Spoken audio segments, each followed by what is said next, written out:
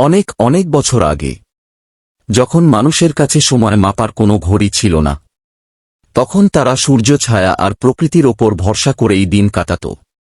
একটি ছোট্ট গ্রামে থাকত এক কৌতূহলী ছেলে, তার নাম আরিন।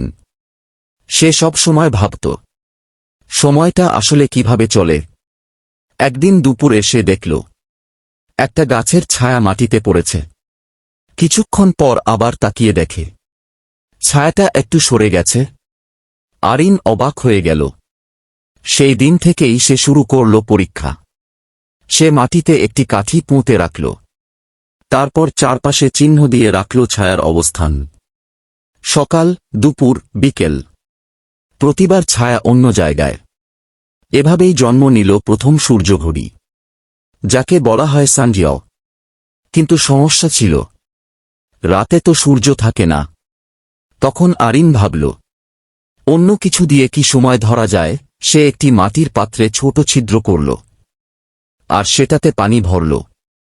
ধীরে ধীরে পানি বের হতে লাগল, আর সে বুঝতে পারল, পানি যত বের হচ্ছে তত সময় পার হচ্ছে। এভাবেই তৈরি হল পানিঘড়ি, ওয়াটার ক্লক বা ক্লকসিডরা।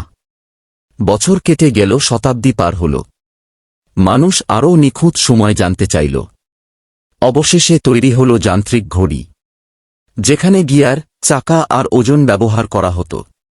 এই ঘড়িগুলো টাওয়ারের ওপর বসানো থাকত, আর ঘণ্টা বাজিয়ে সবাইকে সময় জানাত।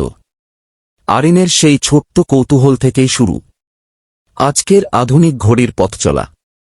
আজ আমরা হাতে সময় দেখি, কিন্তু একদিন মানুষ আকাশের দিকে তাকিয়ে সময় খুঁজত। সময় কখনো থেমে থাকে না, আর মানুষও থেমে থাকেনি।